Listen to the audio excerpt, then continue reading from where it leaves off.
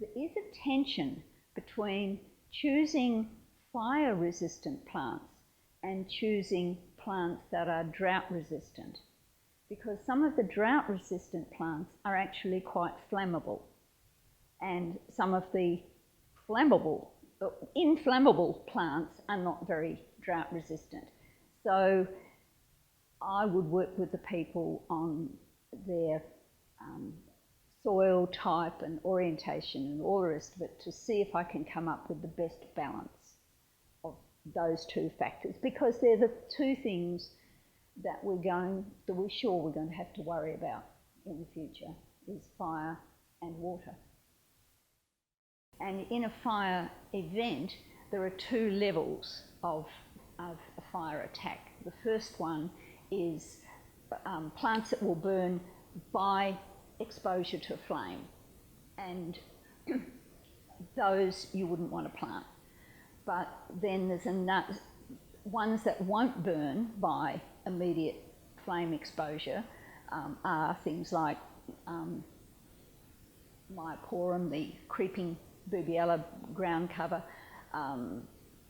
You also have a group of plants that will resist the second wave. So when you have a fire event, you have the initial wave, and then you have plants that dry out. They won't burn just from a first fire event, but they will burn if it's a fire that's gone for a long time and they've dried out very thoroughly.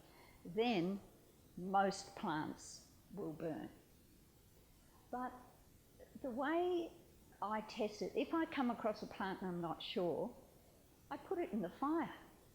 And if it burns, if it bursts into flames, I don't use it. If it doesn't, so you can, in a local area, you can see what's growing well and test whether or not it's also producing a fire danger or not.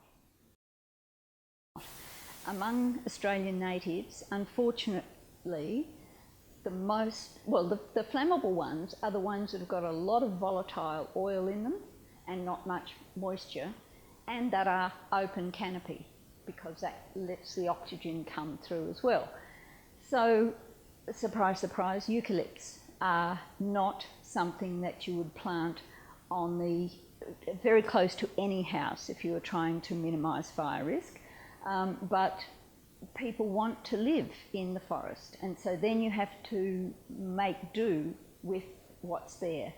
And so eucalypts are one species that are very difficult to manage in a fire. Callistemon or bottlebrush are another one. They've got a lot of volatile oil in them. So have melaleucas. Now they're all fast-growing, great windbreak trees. You might want them for other reasons, but you wouldn't necessarily want them if your highest priority was fire management.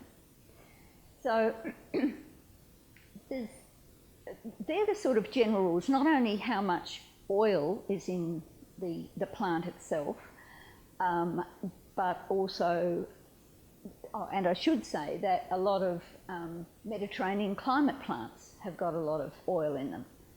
If you think of essential oils, you'll have rosemary, lavender, eucalyptus, tea tree. That's an indication they all come from plants where they're quite explosive.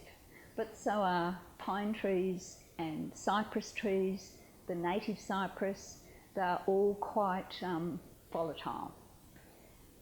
The other thing that you can pay attention to if you're trying to think of plant species that will be fire retardant, not only how much moisture do they hold, but whether or not they've got salt in them. So all of the varieties of saltbush are reasonably fire resistant, and that's because of their salt content.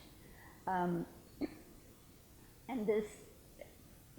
people can look up fire resistant native plants. That's probably an easier way for them to find these resources. There's an excellent resource from Victoria, but the South Australian Botanic Gardens has a list of fire retardant plants as well.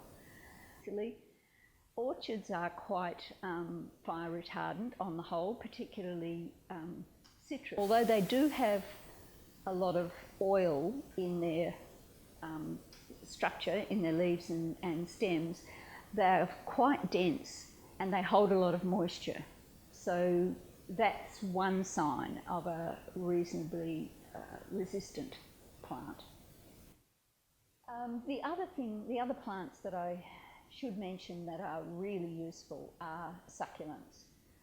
Native pigface and native saltbush are both, there's a creeping saltbush and the native pigfaces are all really good because they hold a lot of moisture. One of the very lush ground cover plants that's used quite a bit, and I would use it down on the plains, is called baby sunrose, and it spreads very quickly.